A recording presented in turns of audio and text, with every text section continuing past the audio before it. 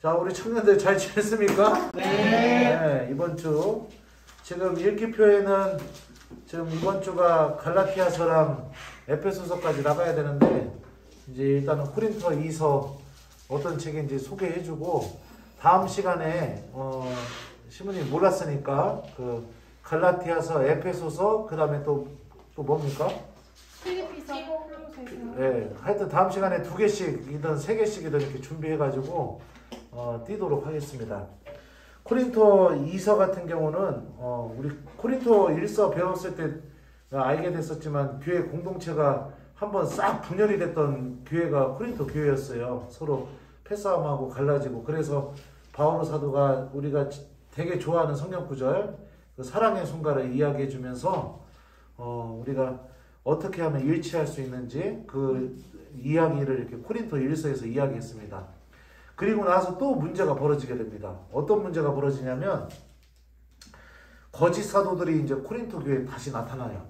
거짓 사도들이라는 것은 어떤 사람들이냐면 다른 교회에서 추천장 같은 걸 받아가지고 와서 이 사람이 그냥 이렇게 사도로서 가르칠 수 있다라는 이 추천장, 알지도 못하는 추천장을 가지고 와서 추천서를 이렇게 디밀면서 코린토 교회에서 이제 사람들을 현혹하기 시작합니다.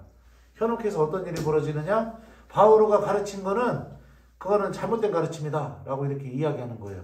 이미 코린토 교회는 바오로 사도가 전한 복음을 갖고서 이렇게 살고 있었던 교회 공동체였었는데, 그러면서 바오로 사도는 사도도 아니고, 그리고 그가 가르친 가르침도 다 거짓말이고 율법 지켜야 되고 막 이렇다, 이렇게 사람들을 흔들어 대가지고 코린토 교회 사람들 중에 대부분 많은 사람들이 바오로 사도의 가르침에서 벗어나게 됩니다.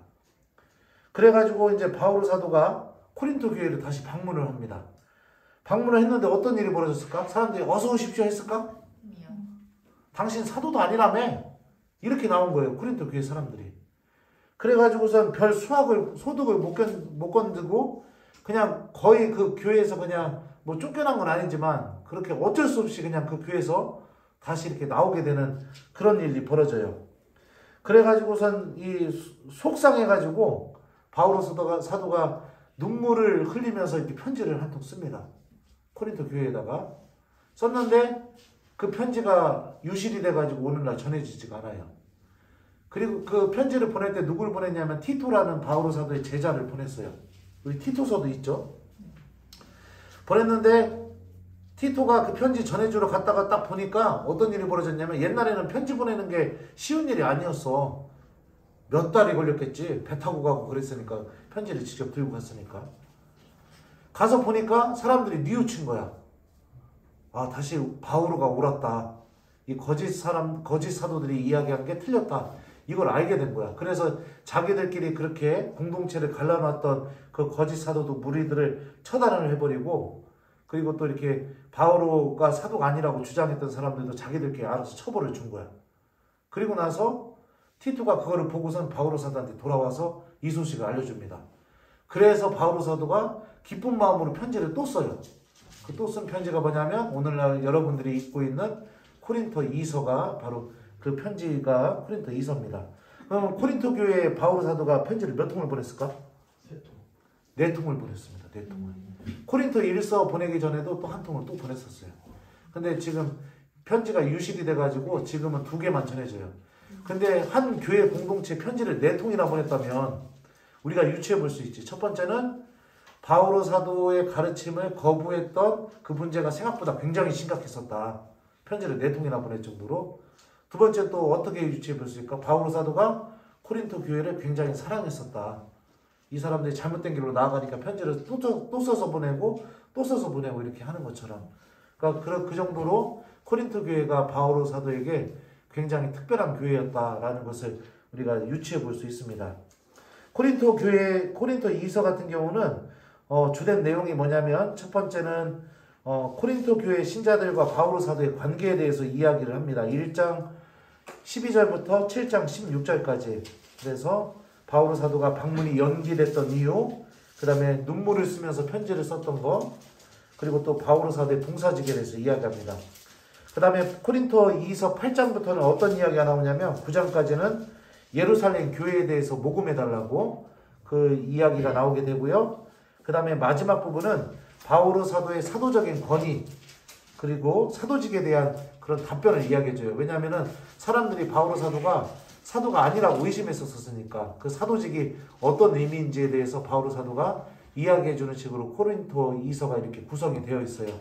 그러면은 우리가 이 바오로 사도가 생각했던 사도직이 어떤 것인지 그것만 잠깐 이렇게 한번 되짚어보고 이 코린토 이서에 대한 설명을 마치면 좋을 것 같습니다. 이런 서간이구나 라고 이해하면 돼요.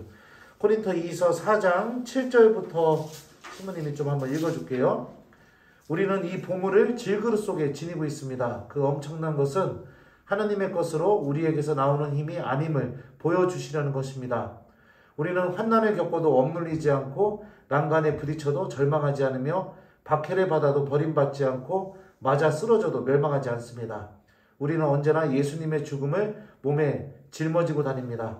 우리 몸에서 예수님의 생명도 드러나게 하려는 것입니다.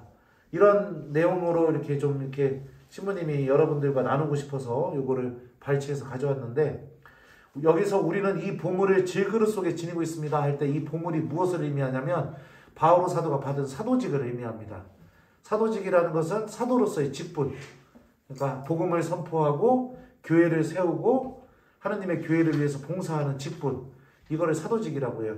그런데 너무 신기한 표현이 뭐냐면 이 사도직이라는 보물이 질그릇 속에 담겨 있다는 겁니다. 질그릇이 뭘까? 알아요? 질그릇? 네, 질그릇은 뭐냐면은 진흙으로 만든 그릇이 질그릇이에요. 진흙으로 이렇게 만들어서 그냥 구운 그릇. 그러니까 되게 볼품없고 진흙으로 만들었으니까 떨어뜨리면 어떻게 될까? 깨져요. 깨지기가 쉽지. 그러니까 되게 약한. 그러니까 이 사도직이라는 직분이 질그릇이라는 볼품없고 굉장히 나약한 그 바오로 사도의 이 몸 안에 지니고 있다는 것을 의미하는 거예요. 하나님이 교회 안에서 주는 직분들 다 이렇게 넣어줍니다. 우리들은 개인적으로 봤을 때는 다 나약하고 쉽게 넘어지고 죄 속에 떨어지기도 하고 하지만 중요한 것은 뭐냐면 그런 우리들 안에서 하나님께서 교회에 직분을 넣어줌으로 인해서 우리들을 통해서 놀라운 일을 하기를 바라시는 게 하나님의 뜻이에요. 그러니까 하나님은 항상 유능한 사람들, 시간 많은 사람들, 그 다음에 능력 있는 사람들, 그런 사람들에게 당신의 직분을 주는 게 아닙니다. 부족한 사람들, 죄인들, 나약한 사람들. 왜 그러느냐? 그 다음 구절을 보면 이런 표현이 있습니다. 그 엄청난 힘은 하느님의 것으로 우리에게서 나오는 힘이 아님을 보여주시려는 것입니다. 그러니까 그렇게 죄인들이, 그렇게 나약한 사람들이 하느님의 일을 하고 있다는 것은 무엇을 의미하면 이 일이 저 사람이 하는 일이 아니라 하느님이 저 사람 안에서 하시는 일이구나. 이거를 알려주기 위해서 하느님께서 이렇게 교회의 직분을 그렇게 나약한 사람들을 통해서 이렇게 하느님께서 하고 계시다라는 것을 여기에서 보면 이렇게 우리가 알 수 있죠.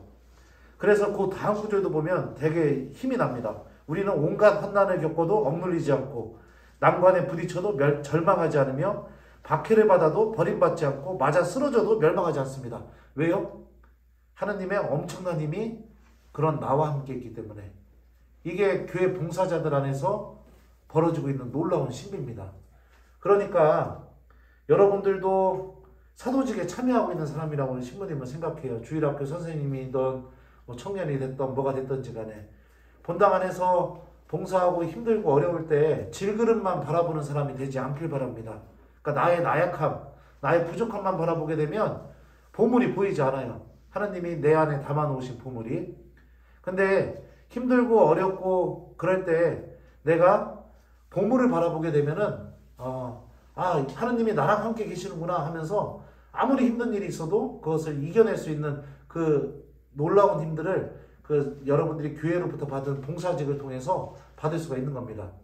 참 신기한 게 뭐냐면 본당 안에서 봉사하게 되면 힘들긴 하지만 신앙생활을 열심히 하게 되잖아. 그지?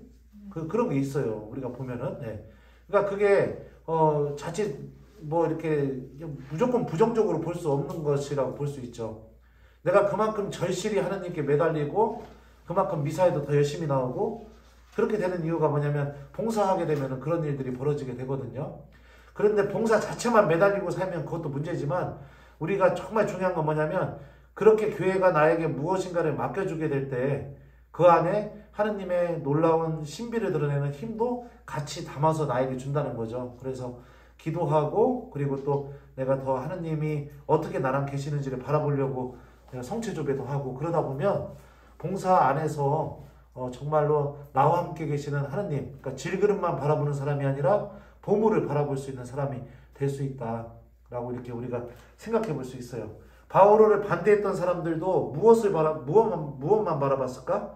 질그릇만 바라봤습니다. 바오로라는 그 사람만 바라봤기 때문에 그 사람 통해서 하느님께서 어떤 일을 하고 계시는지는 전혀 바라보지 못했기 때문에 하느님의 뜻을 알아듣지 못하는 그런 실수들을 했었죠. 그래서 코린토 2서는 우리가 어떤 마음으로 교회 안에서 봉사해야 되는가 이런 것들을 좀 잘 묵상할 때 내가 읽어보면 좋을 것 같아요. 그래서 본당 안에서 하는 일이 너무 힘들고 어렵다고 느껴지고 짐처럼 느껴진다면 코린토 2서 한번 읽어봐요. 천천히 읽어보면 아, 주님께서 그럼에도 불구하고 나랑 같이 계시는구나. 내가 이렇게 건성으로 봉사하고 그리고 또 막 대충대충 한다 하더라도 하나님이 그런 나를 통해서 일하고 계시는구나. 이런 것을 좀 이렇게 느끼는 서간이 될 수 있을 거라고 생각합니다. 자, 그러면은 다음 시간에는 우리 뭐죠? 갈라티아서인가요? 네. 갈라티아서랑 에페소서 다음 시간에 두 개를 같이 한번 띄워보도록 하겠습니다. 그리고 그 다음 시간에는 필리피서, 콜로새서 이렇게 띄면 되죠? 네. 순서대로 나가는 거지? 네. 그래요. 하여튼 그래서 어떤 서간인지 이렇게 좀 하나씩 정리를 해도록 할게요. 자, 그러면은 마치도록 하겠습니다. 자, 성부와 성자와 성령의 이름으로 주님께서 여러분과 함께 또한 사제의 영과 함께 전능하신 천주 성부와 성자와 성령께서는 여기 있는 저희 모두에게 강복하소서. 아멘. 성부와 성자와 성령의 이름으로 아멘. 수고했습니다. 감사합니다.